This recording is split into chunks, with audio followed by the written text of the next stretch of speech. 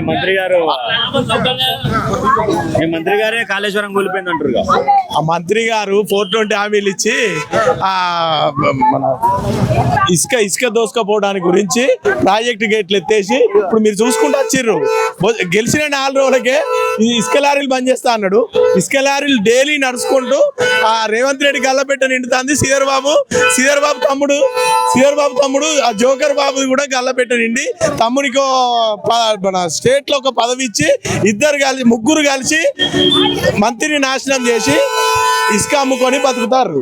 మంత్రికి నీళ్లు లేక ఈ కాళేశ్వరం ప్రాజెక్టు అది కూలిపోయిందని అబద్ధం మాటలు చెప్పి మంత్రిలో ఇప్పుడు వ్యవసాయం చేసుకుందాం అంటే వాటర్ లేక ఇప్పుడు ఎలినో ప్రభావం వల్ల మంత్రిలో కరీంనగర్ డిస్ట్రిక్ట్ మొత్తం ఎండిపోయే ప్రమాదం ఉన్నది. ఈ జోకర్ బాబును గంజాయ్ బాబు ఇద్దరు మన గెలిచిన 4 రోజులకే ఇసుక బంద్ చేస్తామన్నారా? ఇప్పుడు మీరు చూస్తారా లారీలు అన్ని పోలీసు పహార పెట్టి ఇసుక దొంగతనం చేసుకొని ఇద్దరు గల్లపెట్టలు నింపుకుంటారు. సూర్యాపేట మాజీ మున్సిపల్ చైర్పర్సన్. ఏంది మరి అంత దూరం నుంచి వచ్చినాక ఏం లేదండి, ఎక్కడికెక్కడికి దిగ్బంధం పోలీసు వాళ్ళతోటి. ఎందుకంటే కేటీఆర్ గారు కాలు బయట వేచిండు. పంప్ హౌస్ దగ్గర నీళ్లు ఉన్నాయి, నీళ్ళు ఇవ్వండి రా నాయన, రైతులకు అన్యాయం జరుగుతుందని ఈ రోజు కన్నెపల్లి పంప్ హౌస్ లో నీళ్లున్నాయి ఇవ్వండి అని కేటీఆర్ గారు పంప్ హౌస్ కాడికి కాళేశ్వరం కాడికి పోతుంటే సూర్యాపేట నుంచి వస్తున్న ఒక 100 దిక్కులండి ఆ దిగ్బంధం చేసి పోలీసు వాళ్ళతోటి ఎక్కడికెక్కడికి బీఆర్ఎస్ పార్టీ కార్యకర్తలు బయటకు వెళ్ళకుండా అసలు ముందు అడిగేయకుండా ఈ విధంగా చేస్తుండే పాలన దుర్మార్గమైన పాలన. ఒక దుష్టుడి చేతిలో ఈ రోజు పట్టం మీద ప్రజలు పట్టం కట్టి సింహాసనం మీద కూర్చోబెడితే కుక్కని తీసుకుపోయి సింహాసనం కూర్చోబెడితే కుక్కే అయింది కదా, అది నిరూపించాడు ఈ రోజు రేవంత్ రెడ్డి గారు. అంటే ఇప్పుడు నీళ్లు లేదు, 96% నీళ్ళు లేవు, అందుకే మేము మోటార్ లేదండి రమ్మనండి. కేటీఆర్ గారు వచ్చారు కదా, వచ్చాడ నిలబడి చూడమండి, నీళ్లు ఉన్నాయా లేదా తెలుస్తుంది. నువ్వు ఎంతసేపటికి కాళేశ్వరం మీద నువ్వు గద్దెక్కిన కాంచి కాళేశ్వరం మీద నువ్వు ఎంతసేపటికి మోసపూరితమైన మాటలే మాట్లాడుతుంటివి.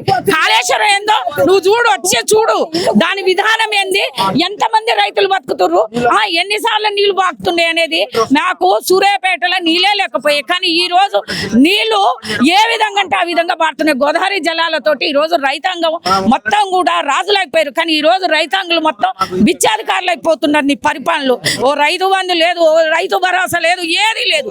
నీ పాలనలో బూటకమైన హామీలను ఇచ్చి ఈ రోజు ప్రజలందరినీ కూడా మోసపూరితమైన మాటలు చెప్పి మోసం చేసిన దుర్మార్గుడివి నువ్వు.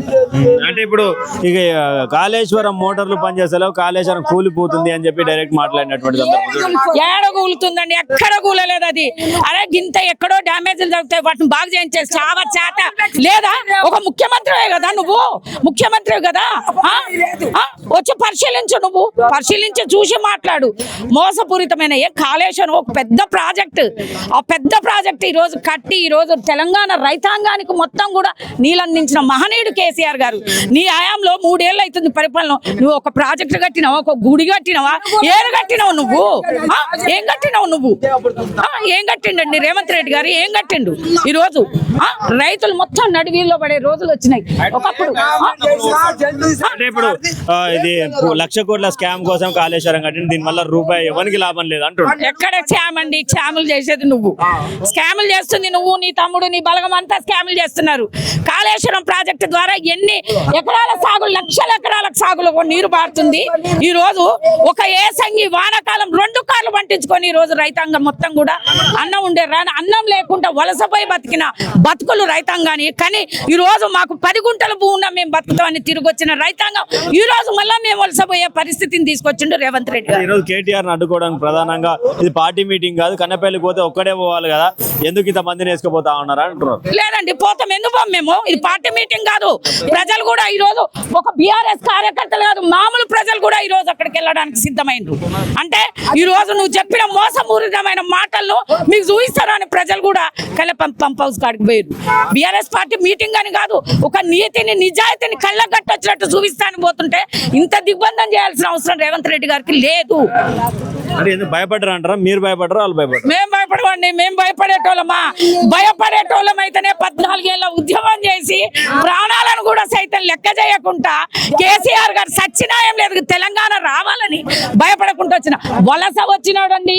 ఇదే తెలంగాణ ప్రజలకు తుపాకీ గురిపెట్టి ప్రజలను సంపిస్తామని వలస వచ్చిన రేవంత్ రెడ్డి ఈరోజు తెలంగాణ గురించి మాట్లాడుతుంటే తెలంగాణ ప్రజలందరూ కూడా నవ్వుకుంటారు. అరే నాయన ఏముంది, 3 ఏళ్ళు మూడేళ్ళు అయిపోయింది నీ పాలన, ఇంకా 2 ఏళ్ళే ఉంది నాయన, నీకో దండం నీ పాలనకో దండం అని ప్రజలు మొత్తం విసుకెత్తిపోయారు అనేది విషయం అందరికి కూడా తెలుసు.